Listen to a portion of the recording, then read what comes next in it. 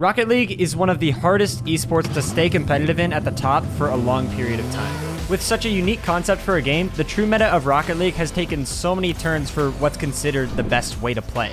Upon its release only 6 years ago, it was up to the players themselves to completely define from scratch how this game is supposed to be played, rather than in other games where it's in the hands of the developers who strategically add and tweak certain items and abilities to keep the game balanced. Even to this day, I don't think Rocket League has a stable meta. And that's also the big reason why it's so hard to crown one true best Rocket League player of all time. As time has gone on, it's been harder and harder to decide which player really is the best in the world at the current moment. Right now, some people might argue that it's Justin from NRG. At some point before then, it was probably Squishy.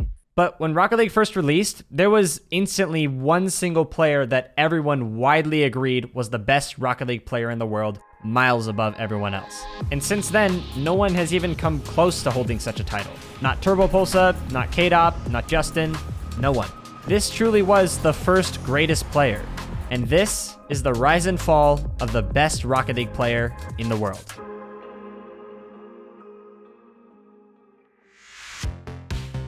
On May 24th, 2010, a user by the name of Kronovi uploaded his first YouTube video, SARTBC Double Touch Aerial.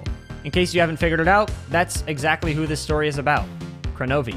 Some of you newer players might not even know who this is, but OGs know exactly where this is going. At the time, no one saw this video.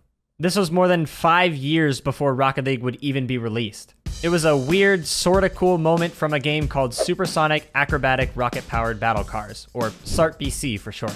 This game, also made by Psyonix, is what Rocket League is a direct sequel of. It had the same concept, but way worse mechanical movement and physics, and a horrible user experience. Because of this, the game never gained too much traction. So those that did play it really had to love the concept because clearly the game itself was scuffed, to say the least. The result of SARTBC was a small community of players, some of whose names you might recognize, including, of course, Kronovi, Jazer, Fireburner, Gibbs, Linkaroo, and many others. All these players found themselves loving SARTBC and playing it all the time, so when Rocket League finally released, they began the game with a slight advantage in knowledge compared to everyone else, especially those that played all throughout the alpha stage that started in 2014. But specifically for Kronovi, something was different about him. When Rocket League released in July of 2015, Kronovi began streaming on Twitch regularly, and his success was near instant, and for good reason too. Just a few days after its release, he was already known by many to be the best Rocket League player in the world. He even uploaded a video of him winning a 2v1 against two of the other best players in the world. That's how far he was above everyone else. On the same day he uploaded that video, he also streamed to more than 4,000 people from his PlayStation. And because of Rocket League's massive success immediately on release, he got the opportunity to make connections with top streamers such as Summit1G, Lyric, and many others. Within just a month, Kronovi went from just a guy playing this game on his PlayStation to the face of Rocket League, streaming to over 4,000 people. And it didn't even stop there. Through August and September, his success only snowballed as he continued to average thousands of viewers on Twitch and pull hundreds of thousands of views on YouTube. If you played Rocket League at this point, you knew who Kronovi was. Next to all of this, the Rocket League competitive scene was already beginning through weekly tournaments that his team took first place in almost every single one of. It was straight up unfair to have Kronovi on any team. Throughout his first 8 weekly tournaments, his team swept 71% of the series they played in.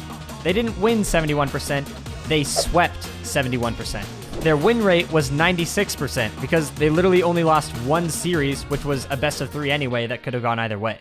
And you might be thinking, this gameplay we're seeing is trash. How could this possibly be the best team in the world? Which is totally a valid thought until you take into account that the game had been out for only 2 months at this point, and there were no tutorials or correct ways of rotating, shooting, or even practicing mechanics. These players were the true pioneers that led to how we play Rocket League today.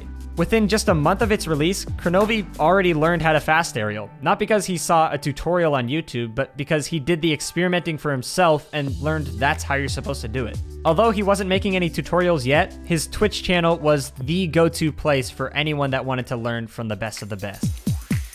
Just a year after Rocket League's release, we saw the start of the very first season of the RLCS. And of course, Kronovi's team, Power Cosmic, was extremely dominant. Since we're only 2 games now into into this Oh my set. goodness. And Kronovi with another one. They're looking for that mythic Brazil, it looks like. They don't want that ball dropping in front of the net, and that's one thing they're doing very good on the redirect from Kronovi into the far side. That ball is in favor of Onslaught. Kronovi takes possession. Good redirect. Oh my goodness! That setup. What? IBP. That's the IBP we've come to know and expect. Still scoreless. The ball has spent a good like 10 seconds in the iBuyPower box, and it doesn't matter. Oh my Kronovi gosh, gonna carry this Kronovi! over everybody and put it in. This is why they are considered the best team in America. That's the thing right After all the online events of the RLCS to decide who would go to the World Championship in person, iBuyPower solidified their spot as surprisingly only the 3rd seed from North America. For the format of this first season, there were 2 qualifiers where you would rack up points for placing better in them. In the first qualifier, they dominated everyone and took first place pretty easy. But to everyone's surprise, in the second, they actually had a pretty rough time, finishing at 5th. There was actually a 4-way tie between 3rd and 6th place that they were a part of, but due to the tiebreaker that was already set in place, they were put down at 5th place, which had their point total add up to being the 3rd seed, despite such a dominant first qualifier. But regardless, it was enough to send them to the very first World Championship in Los Angeles, California. The first RLCS LAN event began with quite a surprise, as the bottom seed from Europe pretty dominantly beat the top seed from North America in round 1. Suddenly, people were questioning the true skill of the region as a whole, but immediately after, iBuyPower took down the 2nd seed from Europe to cancel out some people's suspicions. What's even more crazy is that by the end of round 2, all remaining North American teams were eliminated from the tournament except for Kronovi's team, leaving iBuyPower as the last one standing. But not only were they just standing, they were honestly dominating. We got a Batmobile on both sides of the pitch in this game. Kronovi sends that one towards the net. Marky can't get their first point on the board for iBuyPower. Transitions it back in offense. The touch from Lachinho. Oh, it goes wide. The follow-up, and he puts it in 2-0 for iBuyPower. Defense and iBuyPower, not things you usually talk about at the same time. He's carrying it. Kronovi, they can put it in! They stay alive! We go to game 5. What was this coming up? The crazy part about this team's success here is that they were playing with a substitute over 0. And even with this disadvantage, they still dominated. After a clean sweep, they moved right on to the upper finals where they faced the top seed from Europe. It was a competitive match, but iBuyPower was definitely the better team. And before they knew it, they were on to the grand finals representing North America proudly. But what they didn't know was just how iconic this grand finals match would turn out to be. Touch, pops down, tries to put it out in the middle. Mike and Marky moving up as a unit. Put it towards the goal, and they find it over the top. First blood going to flip side. But iBuyPower still threatening. Kronovi to over 0. They pass it around. It pops up. Lachinho has an opportunity, and iBuyPower takes game 2. Drops it towards the box. Marky is there. Doesn't actually touch it. Over 0. Can't get it away, and that's flip side with the victory. Finally, iBuyPower finds a lead. Oh my goodness, getting over 0, finish it. It's 4-1 for iBuyPower. Commit if they don't have to. Mike Rule is able to put that one over to the side where Cookster picks it up. Sends it back to the middle. Kronovi with a shot onto net. Nobody's there. It's 2-0 for iBuyPower. Cookster, they're driving down. It's on the wall. Kronovi tries to put it over. Mike Rules drops it. Cookster takes the shot. It doesn't matter. iBuyPower are the RLCS champions. Congratulations, iBuyPower. And with that right there, the hero of the story and everyone's favorite streamer managed to truly prove himself to be the best player in the world on the biggest stage. The hype around seeing the fan favorite take the World Championship in such a beautiful way was enough to make everyone watching instantly a fan of this esport. But unfortunately for Kronovi, this accomplishment right here would be the biggest of his competitive career. In the next season of the RLCS, Kronovi's squad got picked up by the organization G2 Esports, which was a massive win for the Rocket League scene as a whole.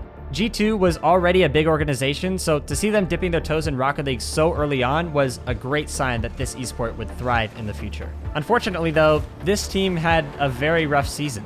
Coming back as the reigning world champions, they somehow finished in 7th place for the region. This didn't even give them a chance at attending the World Championships that season. And after a season like that, it was extremely hard to still consider Kronovi the best player in the world, especially when in Europe, Cookster97 was looking phenomenal and even led his team to winning the RLCS that season. For Season 3 of the RLCS, a roster change was definitely needed, so Kronovi found 2 new teammates in JNaps and Rizzo to join him on G2. After this roster change, there was definitely a big improvement in performance. This season, they finished 3rd in league play, but when it came to the final match that determined whether they would attend the World Championship or not, they were upset by the result of a single Game 7 that prevented them from doing so. It was looking like Kronovi was back in action, but that loss right there was definitely a heartbreaker. A new season of RLCS meant another chance at the World Championship for G2. And this time, with the same roster and a little more time to figure things out, they were a powerhouse. Rizzo and JNaps were really making a name for themselves with nutty pass plays and overall synergy. G2 managed to confidently make their way to the World Championship, and there they had a solid performance, finishing at 4th place in the world. Definitely a success considering the previous season. But for the next few seasons, they saw a steady decline in performance. In the following season, they finished 7th in the world. In Season 6, they still made it to LAN, but got knocked out immediately, finishing in 9th. So at the same time, with Rizzo and JNaps clearly still popping off so well, a lot of people started to question if Kronovi was actually becoming the problem for this team. The direction they were heading was not promising. So for RLCS Season 7, G2 found a new 3rd player to replace Kronovi on that roster. And Kronovi found some new teammates over on Rogue. In that season of the RLCS, after G2 made the change of switching him out for someone else, G2 definitely did see a ton of success, now finishing in 2nd in the world, which didn't bode well for Kronovi, seeing that his former teammates appeared much better off without him.